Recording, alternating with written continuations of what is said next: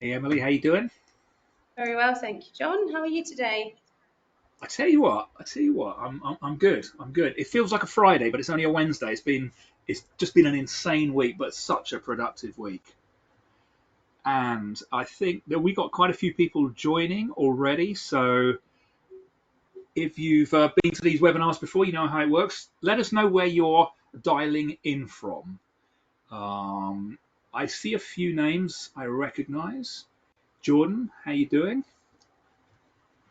Holly, I recognize you, of course.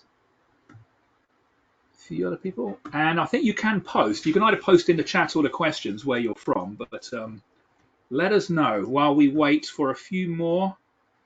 Okay, they're ramping up now. And we're going to get going in about. Hey, Holly, how are you? I know you're in Southampton. Is it Portsmouth or Southampton? It's down that way. Emily, you know Holly, don't you? That's my neck of the woods. Stephen is from Sheffield. How's Sheffield today, Stephen? Anyone else? Well, everyone's been quite shy today, Emily. In the middle. I didn't get it right, did I? Okay, 30 seconds, and we're going to get going. Now, obviously, I think people are familiar with me. I'm John Earnshaw. I'm the Chief Product Evangelist at Datametrics. And Emily, I think we have done webinars before, but why don't you go ahead and introduce yourself to the audience? Thanks, John. Big introduction. So, hi everyone. My name's Emily Bolton. I'm a senior SEO manager here at Pi. I help clients with their SEO strategies, and more importantly, at the moment, and what we're going to be discussing today, their LLM and AI strategies.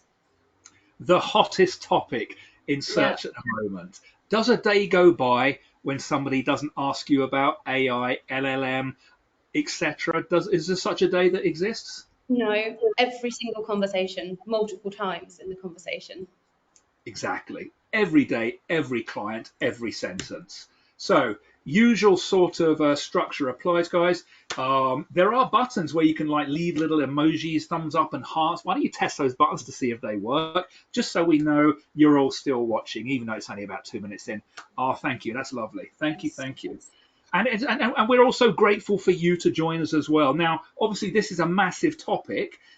We can't cover everything today, but I think if you go back over previous webinars, you can start to join the boxes in this story. But this is what we've got lined up for today, Emily. We've got kicking off with the latest. What's Google said in the past couple of weeks? And you know what? Oh, loads of people are in now. Yeah, a few more. So, what's Google said in the past 2 weeks that we need to listen to? And also, we need to read between the lines. We need to read every line and between those lines. Then we get into the main part. And I think today we're all going to learn something very different to what we thought when it comes to AI mode. I'm going to show you how to anticipate the conversation. And then we're going to ask the question, what should we do next? We should do a lot. We should do a lot. But let's get in and start with the poll. What are your thoughts on AI mode, full AI mode as a user, as an experiential user? What are your thoughts, Emily? AI mode. AI, my goodness. I absolutely love it personally. I use it in every single search at the moment. I'm Yep. constantly looking for that button. I was saying to you earlier, John, I really like the way that the answers are presented. I trust them. I can see all those wonderful links that I know SEOs are so happy to see again. So I'm personally really, really loving using it and interacting with it. And you use that word trust, and that Mm. is so important. It's important for the conversation, for the relationships between business and customers, and it's so important for Google. So results are in. 38%, I love it. It's the future. You guys are right. 53%, it's okay for some searches. Oh wow, which searches isn't it okay for? And then 9%, I prefer blue links. Good old fashioned blue links. Yeah, why not? Why not? But yeah, I think I'm with you, Emily. I absolutely love it. So let's get into what Google's been saying. Okay, first thing about AI mode, they call it a frontier search experience. Basically, that means it can do crazy stuff. You can glue a bit of cheese onto a piece. You can do all sorts of things. It's frontier. So I think we can assume from this point on that anything goes. It's all subject to change. Are you seeing lots of change? How do you keep up, Emily? How do you keep up with all of these things? Yeah, I mean, it's so fast paced. I think obviously keeping an eye and using the technology yourself. I said before, AI mode is at the moment the only search that I'm using, obviously alongside some other LLMs that we're talking about today. So I think getting your hands on it and using it yourself, try and test it, see the different answers that you can get. I saw a couple of people mentioned about it's okay for some searches. Well, have a go and try those different intents and see what it's like. That's the best way I find to keep up. Obviously, as well as keeping my ear on the webinars like this.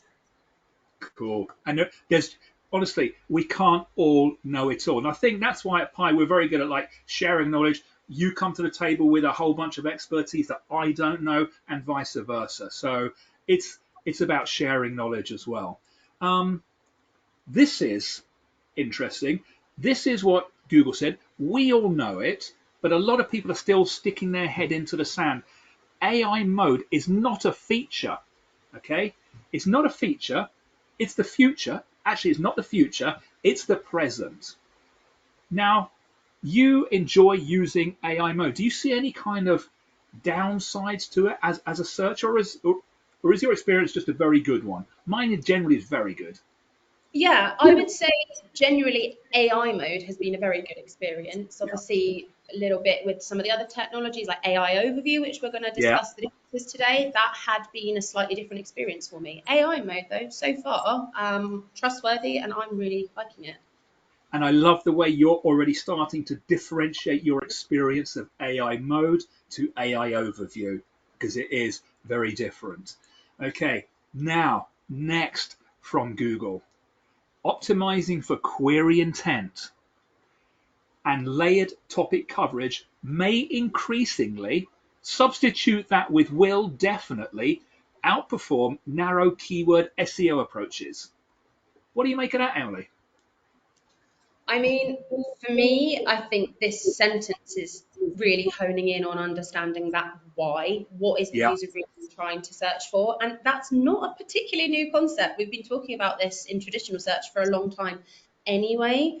yeah, When it comes to that layered topical coverage, something that I'm chatting about with clients a lot recently is that sort of holistic 360 approach. So yeah. really making sure you're covering that topic from all of the different angles and all of the different eventualities that that conversation could take.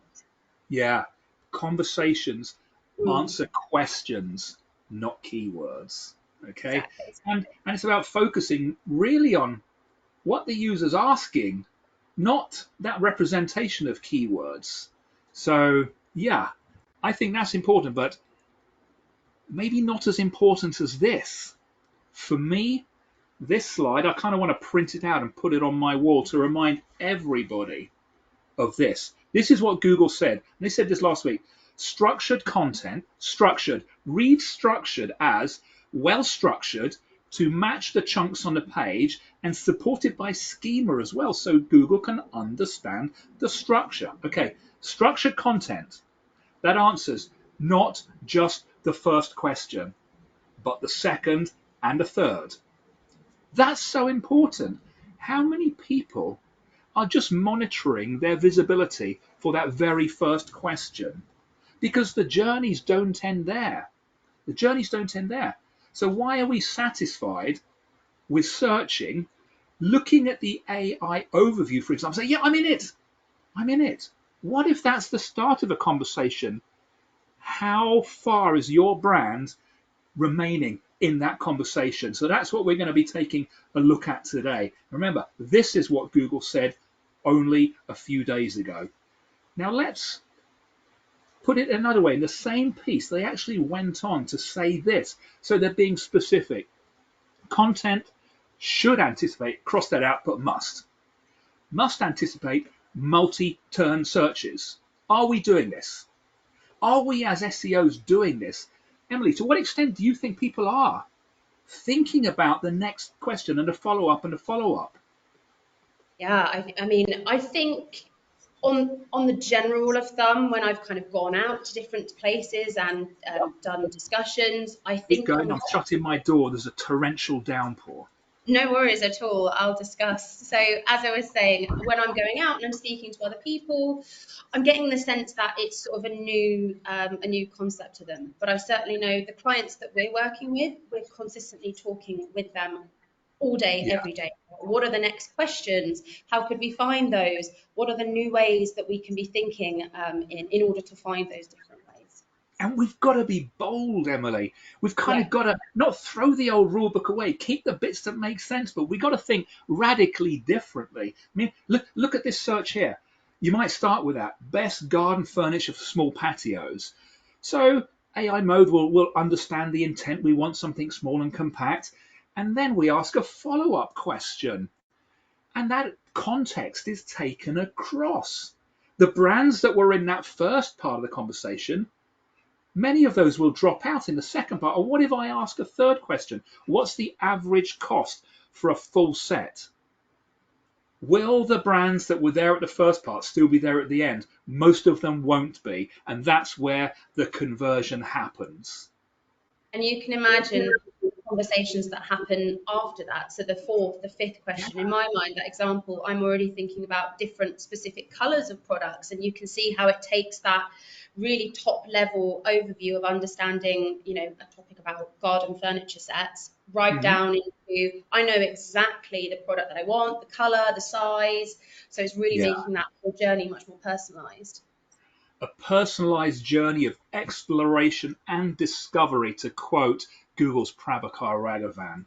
So, and again, in this section, we're still talking about what Google said in the past few days, and it's all super interesting. Multimodal inputs, visual and audio content may cross that out and put will surface more easily. Think voice search. Yeah, finally, yeah. Google's been preparing for voice search for at least 10 years.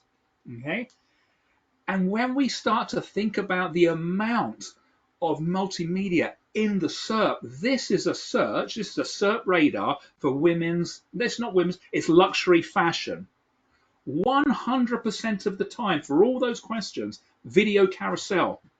50% of the time you've got a video link. Then you've got the AI overview, which is present 60% of the time. And in 100% of that 60, you've got up to 10 videos. Video content. Video content, and it's not just about the actual video content, but it's the words in the video that's been synthesized by Gemini and then given back in the AI mode. And Google has got this clear timeline. Multimodal, that's the focus now. Then it's visualization, then personalization, then agentic. That's where this is headed. They've got a very clear timeline, and we're at phase one of that, and things are going to get radically shaken up before then. So that's Google. Things are changing. It's a new paradigm. Same question, different world. Let's start with a search. Emily, have you got a barbecue? I don't actually, so I'm interested to see which one I should get. Oh, I can tell you what to get, but definitely you need both. You need both. We'll start with chocolate. Anyway, here's a question. Here's a question. Oh, I'm just saying. Oh, have we got a question? Yeah, guys, if you have questions, drop them in. Um, uh, yeah, lots of questions. But do drop them in, and we're going to get to those. Any we can answer on the fly, we'll do that. Okay, you do a search. You got two choices. Okay, I'm feeling lucky, but nobody hits that. Why is that even still on there? But anyway, you can go to full AI mode, conversation, or you could do Google search, and that will probably have an AI overview at the top. Let's see the results. Yes. So if you go through Google search, on the left there, you've got the AI overview expanded, and then you've got the AI mode, which I went to directly. These are different. They're different things, different results, different people are going to use them differently. Okay, presence in one of these is no guarantee of presence in the other at all. Right, let's focus on the AI overview, which you don't really like that much, do you, Emily? I have a love-hate relationship with it, I think. Yep. Obviously, the trustworthiness of it for me was a little bit questionable at the beginning. We were all there with the cheese pizza examples, Yeah. obviously. or Glue Pizza, I think it was. Gluey But I think pizza. for me, it's a little bit boring comparatively, if I'm Yeah, honest. and you said this before. You said it was a bit like Wikipedia, and you're right. You know why that is? Because that's not there to scare people. And as the SEO community started moaning about Cheesegate and Pizzagate and all this sort of thing, so Google really tightened this up to keep it super factual. It's reminiscent of the old SGE world. Aside from the conversation pills that were taken from here and are now surfacing in AI mode. Why? Because that's the conversation. This ain't the conversation, that is. So I've put down at the bottom, is this just the beginning of the conversation? And do we need to go further in exploring the visibility of our brand? Yes, we do. Same query, AI mode, different result. Of course it's different because AI mode is actually Gemini. Gemini is Gemini saying, hey Google, I want you to break this query down into 4 or 5 subqueries, fan that out, do a bunch of searches, bring it back in, and then use AI to summarize this for me. So much better, more advanced, improved factuality, stronger relationship with the knowledge graph, which is so essential. If you're in the last webinar, you saw that vector databases are kind of fuzzy, so they need that knowledge graph. I don't know Okay. about you, Ron, but visually as well, the way that AI mode presents the answers to me just always seems a lot simpler. It's a Yeah, table, or the formatting just makes so much more sense for really quick scanning to get the information. And you were saying I about those agree. different conversations. Didn't even know I needed to consider the flavour that a barbecue would give the food, or perhaps the convenience of storing it. So that's then going to obviously in turn affect the next question that I'm going to ask. Yeah. And obviously that's being fed off of the content I'm already consuming. You're picking up some really interesting points there, Emily, we're going to come on to in a second. But yeah, this is a very different result. Now, this is on this next screen. I've never seen anyone discussing this, but this is so important, guys. You've got 2 results there, AI mode. One of the results, the one on the right, I went directly through AI mode and I got the result. The one on the left, I started in classic search, read the AI overview, clicked on dive deeper, and went into AI mode. It's different. So you got 2 different. So there is no question, is your brand visible in AI mode search? Well, the answer is it depends how the person got there, because there are very, very different results. Why is that? Because Google's employing the principle of contextual carryover. It knows you've read the AI mode and consumed it, so it'd be very wasteful to give you that information again. And the results by their nature are also different. If you go via AI mode, it's very different. And on this table here, based on the bunch of analysis that we've been looking at, this whole principle of contextual carryover, i.e., Google knows what you've already read, it knows your question, it knows what you've read, and the results are going to be different. AI mode is interesting. It primes you to actually think commercially because of the nature of the content. So mode is helping you think commercially. Whereas if you go through the AI overview to mode, it's a lot of different questions. It's all about safety and can I put a barbecue on a balcony? Absolutely no, you can't. Don't even think about that. What's the cheapest entry level option? And then the brand mentions diverge. If you're going through AI mode, you get more brands. You get more brands, and again, more likely to purchase. And the whole user experience is different. One's decision oriented, one's comparison oriented. So again, the question, am I in AI mode or how do I get into it, will depend on the route. And you know what? You can use data to actually separate out your queries from those that activate the AI overview to those that don't. So you know who's got the direct path. So behind all of this, there's data and there's logic. But let's summarize this. Let's summarize this. So in this example, you're much more likely to make a quicker purchase when you go straight to AI mode. Why? Because it surfaces brands like Currys, like Ninja, like Houses and Gardens. The language is decision oriented. and it nudges you down that journey. And those results to me were quite surprising, but tried and tested over multiple queries. How you get to AI mode is different, which means which version are you tracking? Which version? So let's pause for a quick poll. How long do people spend in an AI mode conversation? Let's think is a conversational search compared to regular. And the reason why I haven't put time is, I don't know about you, Emily, but when I'm searching, sometimes I'll start and I'll leave it and I'll come back 10 minutes later and ask another question. So it might be about 3 hours, but in actual fact, it's maybe just 3 queries. How's that for you? Is that similar? Honestly, probably days sometimes. If I'm having a chat and then I pick it up at the weekend, if it's something, if I'm renovating a house, I always come back to it and I'm constantly asking new questions based on the learning. So the conversation just carries on. And naturally, you just say it's a conversation. It's not a search. It's not question and answer. It is. And I tell you, I still think back like 9 years ago in Dallas when I said every digital interaction that should be a conversation will become one. And they said, look, you're a nutter. Look, yeah, as I said again, who's the nutter now? It's conversation. So the results are in. 54% of people said twice as much time. The correct answer, okay, going by the available data, is 3 to 4 times longer, 3.5 times longer. And I've seen that quoted in actual sessions using AI mode. People are spending 4 minutes and 36 seconds on average. They're not just asking one question. They're not just seeing one result. So my question is, why are we just analyzing one result when the conversation continues? Okay, on we go. So let's think back to what we said earlier in part 1.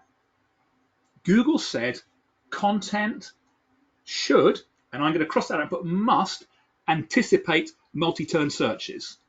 Now, if you'd have said that to an SEO 2 years ago, so what are you talking about? But that's what we have to do now. It's not think about what keyword should I optimize this content for. No, it's what does this user want to experience from this content and what questions are they likely to ask next? And I think this is where everybody's kind of running scared. But can we anticipate? I think we can, Emily. I know we can. And there are many ways of doing this. Okay. Here's a way. Now, I'm using, in this particular instance, Perplexity's Comet browser, which has got a built-in agent that's actually freaking awesome.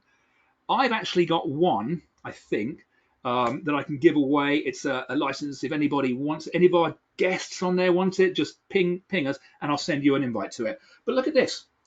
The same question. Should I get a gas or electric barbecue? We've got the question. We've got the answer. Okay. We can employ the principle of contextual carryover. And I put a prompt in there. Given my primary query and these results, can you predict the likely next 3 questions the average user might ask? It's got them. What's cheaper to run, gas or electric? And why? The why is interesting because that's based on the chunked content. What are the main safety concerns for gas versus electric? And why? These are good questions. So I cross-reference these against queries where we got the conversational tokens, then almost the same. We then built a GPT to actually do the same process. It's almost the same. Can we predict the next questions? Yes, I think we can. Okay, so here's something that we've been working on at Pi. This is a conversation builder. So, and this is going to work at a bigger scale. So it's actually going to be based on a topic. It's going to build out conversations, one conversation at a time, building the conversational journey mapped out by queries and results. So I'd say if anybody's interested in testing this out to help with your content strategy, then give us a thumbs up or a heart or something and reach out and we'll make sure that we get you in on the testing of this. Because even if Google's saying that we have to anticipate those next questions, Google knows that's where the gold lies. That's where the answers are. How many follow-ups do you kind of do on average? 2, 3, 4? Or does it just vary, Emily? suppose it depends on the topic, really, doesn't it? If you're something like a barbecue, like this example we're talking about, or maybe it's something like finding a black dress. Maybe you'll ask 2, 3 follow-ups. What's the Yeah. size, what's the material, or is it good for my summer holiday? If we're talking about something that's a little bit more in depth, maybe it's a medical query or a legal query, something that's definitely more your money, your life. Yeah. You are going to be having many, many more follow-ups, of course. If you aren't an expert in that area, you're going to want the AI to act as that expert for you. So I think that's where more of those follow-up queries happen for myself. I don't know about you, John, if that's the same. Yeah, pretty much. And I'll, like you, I'll come back to queries days later and I'll flag the ones that, I am going to come back to. So for me, it's all a conversation now.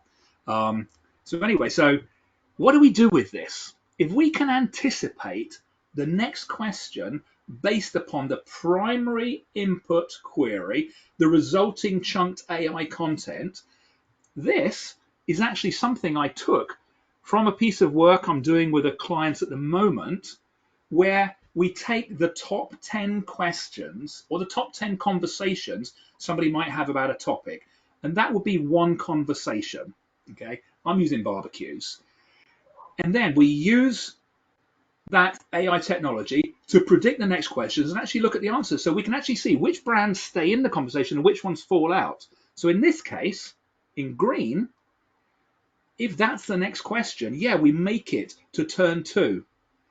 But we've only got a 33% chance of making it to that third turn. Now, I'm not a probability expert, but the chances of you getting a conversion just relying solely on getting into that first part of the conversation are very narrow.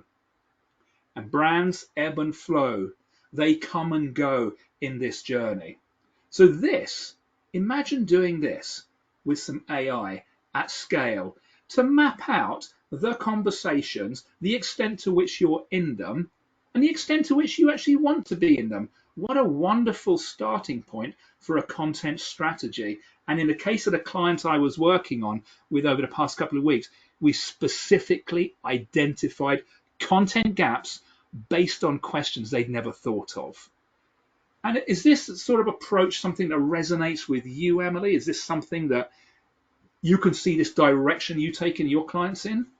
Yeah, and it's interesting you mentioned about those questions that you didn't know people were asking. I've been working with a range of different clients, one of them being a beauty client, Uh-huh. and the same process, we were mapping out, the different questions that people go on to ask. And I never would have known that perhaps people wanted to know about, specific ingredients, and then sort of the origins and going on to that just Yeah. from learning hair, for instance. And as we said, depending on the sort of topic they're discussing, those questions, the turn 1, turn 2, turn 3, that could go on to turn 10. It could be infinite, really, couldn't it?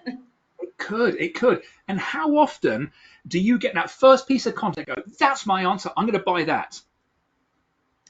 For me, that's never.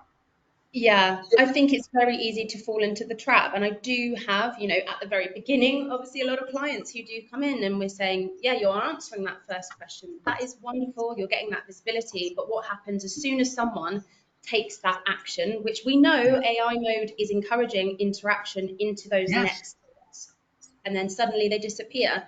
So this, and as well as your GPT, John, because I'm using that myself with my clients, it saves a ton of time. We're able to get these really nice visuals here, like on the screen, and it just kind of breaks something very complex, and a holistic topic down into something this is very manageable, isn't it? You can already see how someone would take your barbecue example and pieces of content that are going to help those specific questions. Yeah, exactly. And when you do this for real, and it doesn't take long to do for a conversation, and think about that conversation, we're effectively replacing the old school keyword game, yep, of maybe 200 keywords, and that becomes our conversation. This becomes the map. Now, don't get me wrong, keywords are still important. They're very important to Google for obvious reasons, and they will always be a very good means by which we can measure the value of a conversation, because it's a conversation that's built on words, which translate into keywords. So that, for me, is an approach that works wonderfully well. And I'm just going to visualize it in a slightly different way. So we have our topic. whatever that topic is. And it could be, I don't know, sunscreen, for example, or moisturizer. It's easy enough using AI to actually anticipate conversations. Match that up with what you're seeing in the data. You've got to get those chunks in from AI mode, and then you can make those predictions and align that with the chunks of content. And we showed on a webinar a few weeks ago how you can easily inject content into a conversation like that, just like that. It's so easy. And in this sense, all those small agile businesses out there are going to have such an advantage as this wave continues. Okay. It is a liminal space. Somebody asked me, Chris Dobson, somebody asked me what a liminal space was. And I think that's where we find ourselves. Is it a term you're familiar with, Emily? I am now from our conversations. Yeah. I mean, for me, I see it as like, you know, when you have those dreams when you're lost in corridors and you just Yeah. can't find your way out. That's a bit like this. We're between two worlds. Google said, guys, AI is not a feature. It's a paradigm shift.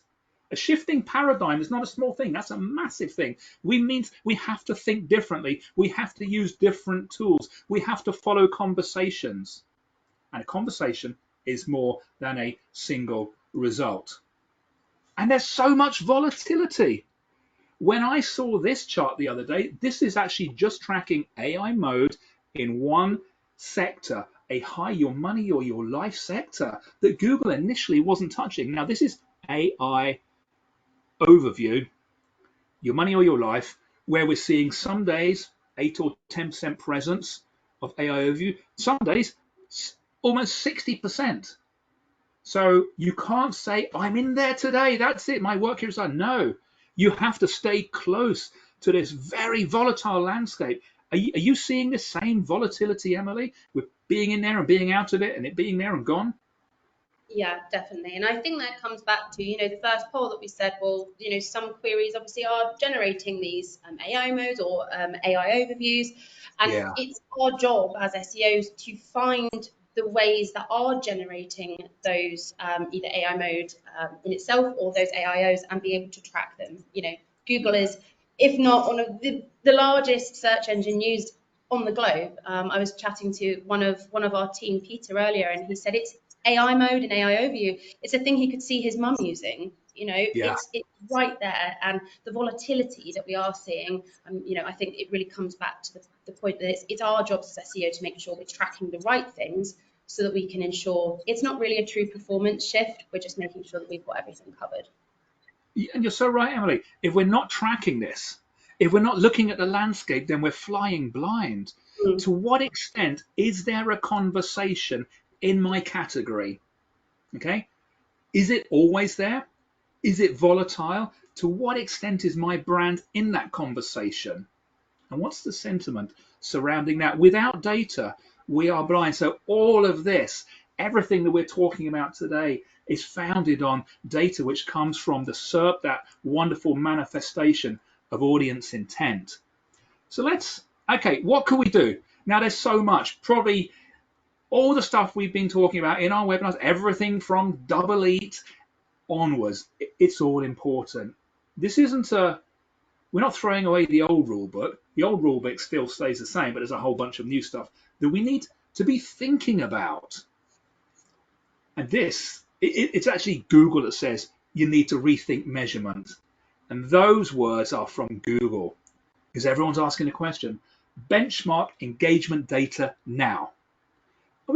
There's a whole list of engagement data to understand how AI mode is affecting discovery patterns. We know there's an alligator out there, a crocodile, that separation from what we're seeing, clicks and impressions.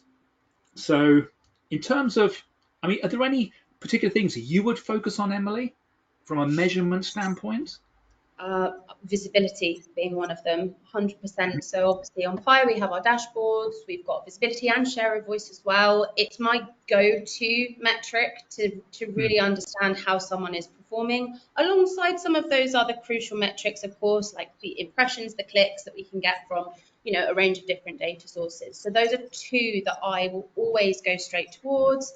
Whenever technology is shifting, if we're seeing different changes within AI overview or AI mode, or if there's any kind of algorithm that affects those are Yeah. the two places that I am monitoring now, so that, as we see this shift continue, I can really help my clients to pinpoint what the impact is. And obviously, at this point, we're helping up, I'm trying to help my clients to make sure that when I get to that point and I've got the Yeah. benchmark data, we haven't seen a negative shift. We've put that strategy in place to make sure that we are performing well. Yeah. It's I mean, for Google just to come out with that and then say over to you guys, yeah, they know everyone's really worried right now. Now, something I wanted to just cover off was depth and structure. Yeah, it's old school SEO. You can't have a website without structure. But the problem we're increasingly seeing, and I see this with some clients, they probably know who they are, websites that have understood how important content is. So we need to get some more. Let's get some more. Let's get some more here. And let's start to do a decent job with linking, but it's actually not really structured very well. There's an absence of structured data, and it's clear. And even Google says that AI mode prefers well organized, well structured, and I would in bold put rich data, video content. Why, you know, and I was talking with a B2B client the other day. I'm not sure if they're in here, but if you know who you are, and we were talking about video content, and their space is not the most exciting space. They make products, some of them are exciting, some of them are quite dull, but why don't you get some real people who build these, talk about it with a passion? With a passion. You know what that is? That's fast content, first-hand, authentic, social and trusted content. I mean, is there anything else that you would, obviously internal linking. How important is that, Emily? How important? We know it's gold dust. It's been gold dust for years and years. As you said before, there's nothing new with that concept of internal linking. I mean, I think the thing for me that I hear a lot, and people ask me, with these different turns or different conversations that people can have, do I just need to create a piece of content for every single question? And it's interesting that you mentioned about rich content. Maybe we can start to compile several of those together if they're relevant into that one rich piece that talks about a topic. And again, if it's relevant, break it off into another piece of content, whether that is an article or any other kind of landing page. I think that's the key thing to me when it comes about well organized, well structured. I think the conversations I've heard from some are very much, we don't want to just be doing a shotgun approach of just creating low value pages to try and get those questions. We still have to, as you said before, consider those EEAT and all those wonderful quality signals. So for me, that's also something really crucial with the structure to keep in mind. Yeah, I love that. And you mentioned that thin, low quality content just trying to answer questions. Absolutely not. Because as anyone that came to the last webinar knows, there is a spam update coming that's going to be targeting scaled content abuse. And scaled can still be thin if there's a lot of it. It's got to be authentic. And it's about, do I need to answer every question? No, but you need to understand what the conversation looks like, the possible questions, and there will be parts that you don't need to be in, but there'll be parts of that conversation where you do. And that's why we have to remember that with our websites, you've got content over here that might be related to content over here, but not directly. It could be the next part of the conversation. So let's consider linking to it if that's going to be helping to answer. Let's help Google and LLMs understand the relationship between our assets and our content. So depth and structure, strong internal linking. I think I've pretty much covered that. But what are we doing with Pi data on a daily basis? What are we doing? Okay, you've got to capture the entire SERP landscape. Why do I say that? Because Google has insisted that the landscape today needs to be richer than it has been. It needs to be more exciting. And it's not just video content, but it's the words in the video that's synthesized and pushed into Gemini responses in AI mode. So sometimes you'll be wondering, that sounds familiar. Where did that come from? It's actually from a video. Okay, so those videos. so important. Understand where and to what extent the conversations are happening. Okay, so for example, in this screenshot here from Pi Optimize Now, in this particular space, 22.6% of the time, the AI overview is visible, which means I know potentially that 22.6% of people are going to be seeing something very different from the AI mode. I want to understand the difference. I want to understand the differences in content and what's going to be required. And I'll also be looking to say, am I in both worlds? Because if I'm not, I'm missing potentially a large portion of searchers. Add value, a sense of value to conversations, and you can do that in Pi through keywords. Multimodal. You've got to monitor every feature, and as we've shown before, if you can get presence for more than one feature on page one, you can have a classic link and an image. It really improves your chances of getting into the AI overview and the AI mode. And then map out those content opportunities like we did there, but just imagine that on a larger scale. What greater way to quickly discover questions you hadn't thought of and content that you need to write. And you know what? It works because AI overview and mode are rapid response. You can inject into them super fast.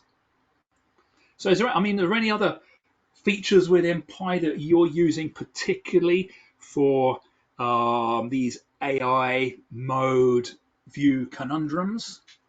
A personal favorite? Do you know, to be honest, and it's interesting that the example on the screen has the people also ask feature at the top of that example and the answer card, because I personally use that quite a lot. Those Yeah. questions that are already appearing on Google, they give a really good indication of the next questions that people might be Yeah. asking. We've also got the people also search for, which is, again, a Yeah. traditional search at the bottom, as we're all used to clicking through into another SERP. Again, that could give an indication of the conversational ways that Google thinks someone is going to take. Obviously, it's not going to be a keyword they're going to tap at the bottom. Yeah. It's going to be a question. So those, for me, are already really good indicators. And you can, as you're using AI mode and you're using AI overview, you can kind of see the similarities between some of those traditional features we've all known and used for years and years and years. So for me, tapping into those as well, using the feature tools on Pi, very, very helpful at this stage. You are so right, Emily. And I should have called that out, but those invaluable. Understanding the questions that Google believes your audience have on their minds. We'd be crazy not to throw that into the mix. So I think on the next slide we're gonna summarize before we maybe take some questions. So I don't know whether there's anything you want to add to this, Emily, but for me, given the liminal nature of where we are, daily SERP monitoring, daily alerts, I want to know if the conversation opportunities are expanding in my categories or contracting or doing nothing. They're expanding. That's a call for me to shape content. What content? Well, content that answers not that first question, because that's misleading. It's got to take you on the whole journey. And that's something we are working super hard on right now at Pi. And that's super exciting. Map out those likely conversations. Anticipate, build presence. Don't be satisfied with just getting into the AI mode. And don't think, oh, I've made it for my search. I'm in there. Because you know what? 67% of your audience are going to ask another question. A chance are you're not in there. Don't stop there, guys. Don't stop there. And then I've got to say, fast content, first-hand, authentic, social, trusted content. Google said it in March. Google's been bringing it in. 45% of the SERP's been cleared up, and there is more to come. Video content, video shorts, connect together, social and SEO, because those signals are important, and social is doing somewhat of a gap fill right now in the organic SERP. Above all, clarity and authenticity. And I don't know if there are any points that you'd want to add to here, Emily. But I just want to say before I forget that authenticity is actually key to this. And if you guys out there watching this and thinking, oh my God, I've got so many questions, then reach out to us, reach out to Emily, reach out to myself, reach out to the team, because not a week goes by when we're not going into businesses really to talk about what this means for them. So anything you want to add at this point, Emily, things that you might want to take out from this or recommend that people do? Oh gosh, just the understand those conversations and Mm, tracking them is so important. I mean, the daily tracking is very, very helpful.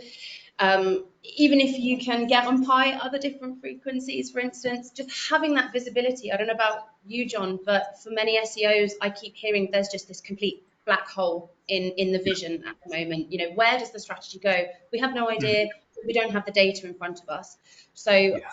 for me, the really important thing is just making sure that you can see that data, adding it obviously into your tracking tools, into your Pi, of course, and mapping out those conversations. That for me is the crucial thing that I'm doing at the moment with my clients. Yeah, and sharing knowledge, like you and I just talking about it. I'm Yeah, always going to learn something new, always, and we always learn something new from the questions that we get as well. So this is a liminal space.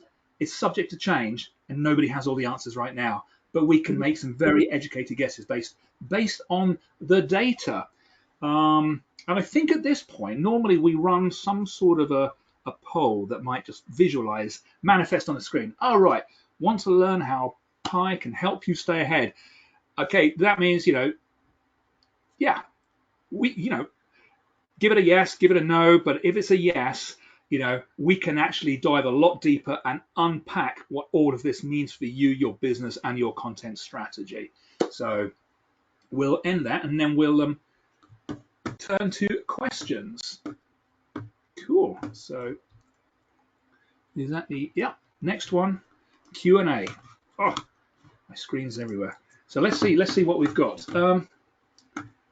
Right.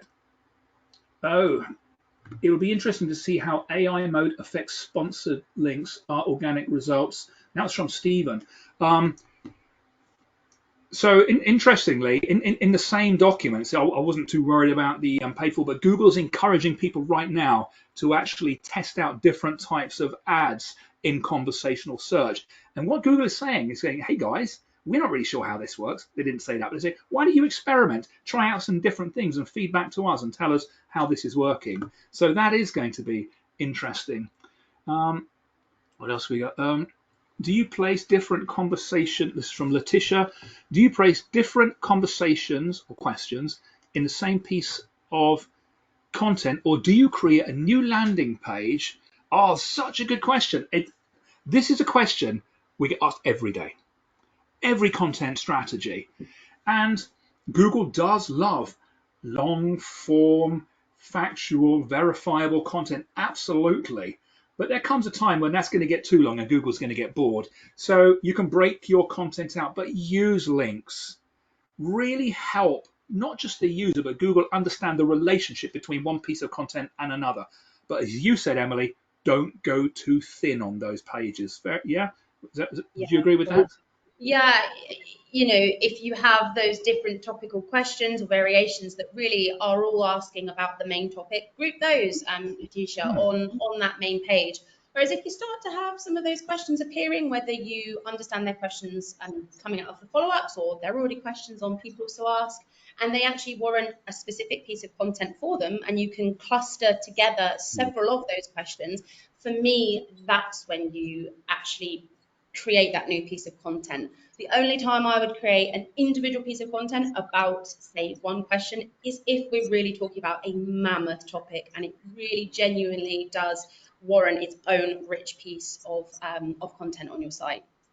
Yeah, and don't be afraid to dynamically interact with your content. So what I mean by that is you may be looking at your visibility and say, oh wow, suddenly AI mode is dropping in a load more links or different types of content, or AI overviews doing something similar. You can take a look at that content, you can look at a chunk and you can align your content and you can inject it into there, i.e. you can inject it into your site. And as long as everything else is equal, within 24 hours, probably 12 hours, you can actually get into that conversation really easily. And not just that, somebody who came to our webinar a few weeks ago, she messaged me a couple of days later and said, "Oh my God, it works. I've actually got my client into the conversation." So that was cool. I think that was Alison. If you're out there, well done. Right. Any other question? Any questions you fancy tackling there, Emily?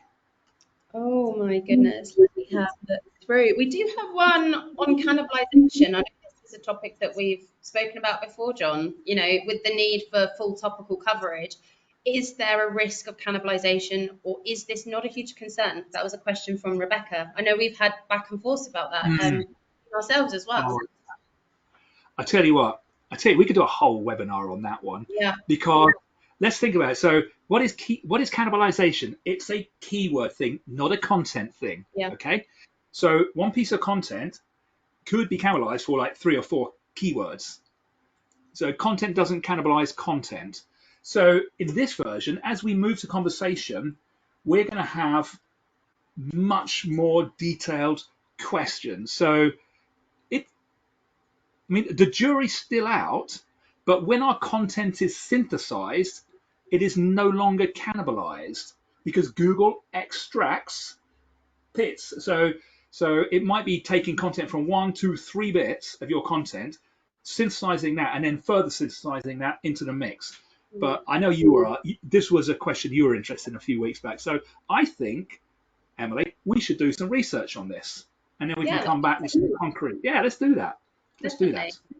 And I think to your point on the summary, we all know, one of those great ways to fix your cannibalization, if you are noticing it, we all have a little bit on our website, those internal links that you discussed, the structure anyway. So kind of about the question as well that Letitia asked about the different pieces of content. Well, if you are cannibalizing your own, if you do have cannibalization present, that kind of warrants maybe sort of consolidating that into one piece of content anyway. Whether we are talking about traditional cannibalization as we've always known it, or whether we're talking about just making sure we have one rich piece that covers that topic in its nutshell, basically. And you know what, Emily? If we discover it, we can name it, because we invented the name cannibalization way back in the day, probably 15 years ago. We did. Watch this space, John. Watch this space. Get in there. Here's a question from Michael, conscious of time. Michael Butler, what are the top 3 Pi tools that we should be using for AIO and AI mode? What a great question. I know my favorite. Do you want to say what yours is, Emily? Well, so mine at the moment is the Feature Explorer tool, because we can actually dive right down. Such an idea stealer. That was mine. Go on, go. Well, again, it's a lot to cover in the time remaining, but I like to be able to use our Feature Explorer tool because we can break down from category levels into subcategories. Again, kind of relates back to your topics and subtopics. Yeah. Really, really helpful. We can get the content that's actually coming up in AI Overview, the text on the screen, and of course the AI mode as well. That's really, really helpful. We can see the competitors that are appearing, like you said before, John, there are questions we didn't know existed. Yeah. There are competitors we didn't know existed. The amount of times I see a new competitor I've never heard of coming up in AI mode or coming up in AI Overview I couldn't count. And, that insight, again, plugging that blind spot is so important, because we could just be blinkers on, continuing as we have. We know these are our 10 or so competitors, but actually that's not really the case at all. Yeah. So Feature Explorer for me, I spent a lot of time in there. Yeah, I love Feature Visibility Timeline. And what I love to be able to do from there is see the spikes and think, wow, AI mode is on steroids. Then I dive straight in there, jump down. I look at the conversation, look at the chunking, and already I'm just starting to think, actually, that's the way chunking goes. This particular question, which is a subset of this topic, so here's a conversation. Oh, there are 5 chunks. There are 5 blocks. I already know what I need to start writing about. And from there, I'm going to start to anticipate the next questions.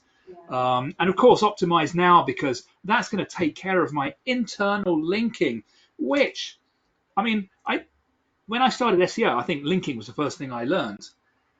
So years later, like 20 years later, people still aren't linking effectively, and it's so damaging. new content going into websites without taking those links on board and getting initial injection authority. Yeah. Wow, I what a think it's waste. interesting that we're mentioning these tools, and just like all the advancements that are happening with the technology that we're looking at. I love Feature Explorer. John, you mentioned Optimize Now, but of course, ask us that in a month's time or a couple of weeks' Yeah, time, what that AI mode coming into our platform.